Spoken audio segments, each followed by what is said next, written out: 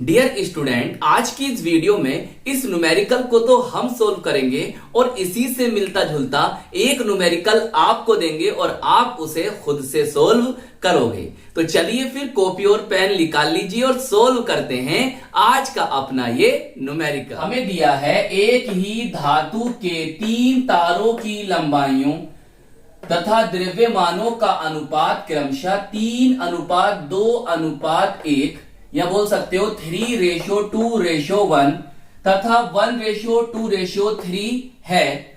इन तारों के प्रतिरोधों का अनुपात ज्ञात कीजिए। अब देखो, बहुत ध्यान समझेंगे, हम इसका कर रहे हैं सॉल्यूशन। एक ही धातु के 3 तार दिए, हमने बनाया, हमारा पहला तार ये है, दूसरा तार ये है, तीसरा तार ये है। पहले तार की लंबाई L1 मानी, दूसरे तार की लंबाई L2 मानी और तीसरे तार की लंबाई हमने L3 मानी। इनके अनुप्रस्थ काट का क्षेत्रफल इसका A1 है, इसका A2 है और इसका A3 है। इसका द्रव्यमान माना M1 है, इसका द्रव्यमान M2 है और इसका द्रव्यमान M3 है। मान लिया इसका प्रतिरोध R1 है, इसका प्रतिरोध R2 है और इसका प्रतिरोध R3 है।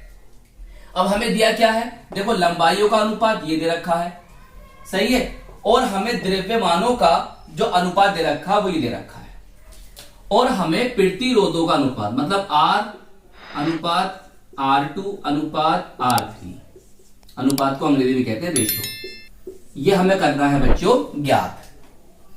आप क्या करेंगे, देखो बेटा, ब्लैक पेन निकालो, लिखो तार का प्रतिरोध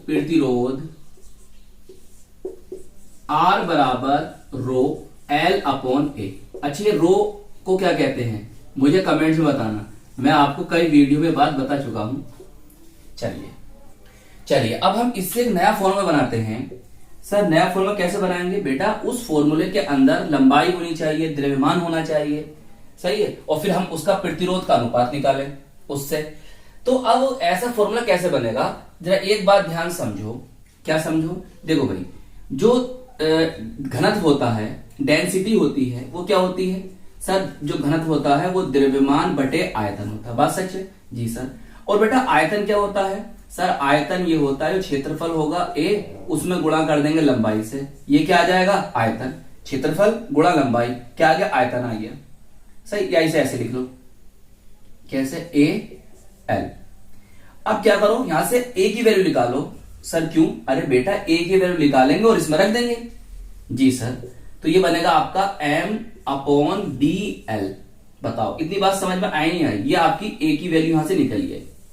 अब ये इस A को उठाकर यहां रखोगे, जब यहां रखोगे तो क्या होगा सर, ये बनेगा R = रो L/M जी सर DL, सही है। अब ये क्या हो जाएगा सर, ऊपर चला जाएगा, ऊपर चला गया रो, जब ये ऊपर जाएगा तो L से L मिलेगा, क्या हो जाएगा सर L², और ये क्या हो जाएगा D, तो L² D क्या हो जाएगा M, सही M। अब एक बात याद रखो, जो ये है आपका रो, बोले तो विशिष्ट प्रतिरोध या प्रतिरोधकता, और जो डेंसिटी है ये तो नियत होगी, कांस्टेंट होगी, तो इसकी तो बात हम करेंगे नहीं, सही, इसकी तो बात करेंगे नहीं। रो, अरे बन जा भाई, P की तरह होता है मगर P नहीं है ये, ऐसे, सही। चलिए या इसी में बॉक्स बंद कर देता हूं ताकि आपको समझ में आए। तो हमारा ये बना, तो ये और ये क्या है, नियत है, तो इसकी बात करो मती। तो अब देखो कैसे लिखेंगे हम इस बात को। मैं कह रहा था ना लंबाई और द्रव्यमान चाहिए, हमारा आ गया हमारे पास, ऐसे आगा, सही है बच्चों, ऐसे। तो R अनुपात R2 R3 बराबर, देखो भाई, L1² सही है, ratio L2² sir M2, L3² सही। चलिए अब इसमें वैल्यू रखो, सर L1 बेटा 3 है, तो क्या हो जाएगा 3² M1 कितना है सर? 1 है। 1 है जी, 1 है। रेशियो L2 सर 2 है, तो 2 स्क्वायर। M2 सर 2 है, सही है। L3 सर 1, 1 का स्क्वायर। M3 sir 3। देखो भाई ये कितना हो गया? 3 का वर्ग सर, 3 3 9, 1। ये है 2 स्क्वायर, तो 2 इंटू 2 लिख सकता हूं, और अपॉन 2 इससे कटा तो क्या बचा सर? 2 बचा। 2 अपॉन 1 बचा, सही है जी सर। यहां बताइए, अरे बराबर क्यों लिख रहे हो? रेशियो लिखो, रेशियो सर। यहां बचेगा 1 अपॉन 3। अब मैं क्या करूं? देखो, चाहे इन्हें 1 को लिखो मत लिखो नीचे, ऐसे रहने दो, चाहे लिख लो, मर्जी है, ऐसे अच्छा लग रहा है ना? अच्छा लग रहा है ना? चलो अब 3 की मल्टीप्लाई कर दो सब में।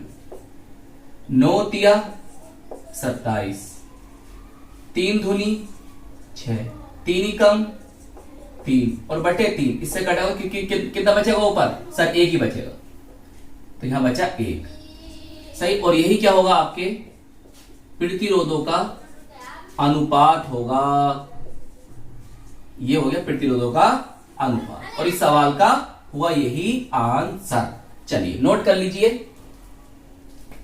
अब इस न्यूमेरिकल को आप इसी की तरह सोल्व करेंगे, हो जाएगा।